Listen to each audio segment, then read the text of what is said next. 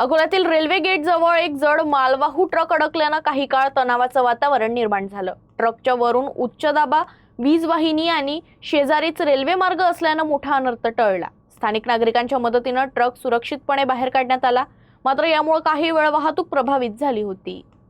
अकोल्यातील मलकापूर MIDC क्रमांक 2 परिसरातील रेल्वे गेट जवळ उभारण्यात आलेल्या बॅरिकेड्समध्ये एक ट्रक फसल्यानं वाहतूक प्रभावित झाली।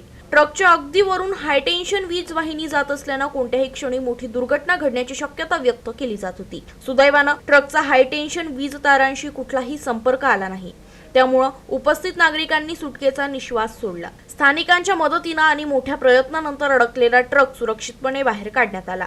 या घटनेनंतर रेल्वे गेट परिसरातील अवजड वाहनांच्या वाहतुकीवर पुन्हा एकदा प्रश्नचिन्ह निर्माण झाला आहे। अरुंद मार्ग, रेल्वे रुळांची जवळीक आणि वरून जाणाऱ्या हाय टेन्शन वीज वाहिन्या यामुळे हा परिसर धोकादायक ठरत असल्याची भावना नागरिकांनी व्यक्त केली। संबंधित विभागांनी तातडीनं सुरक्षा उपाययोजना कराव्यात, अवजड वाहनांसाठी स्वतंत्र मार्गाची व्यवस्था करावी, तसंच रेल्वे गेट परिसरात आवश्यक इशारा फलक, उंची मर्यादा दर्शवणारे फलक आणि वाहतूक नियंत्रणाची प्रभावी यंत्रणा उभारावी अशी मागणी नागरिकांकडून करण्यात येत आहे।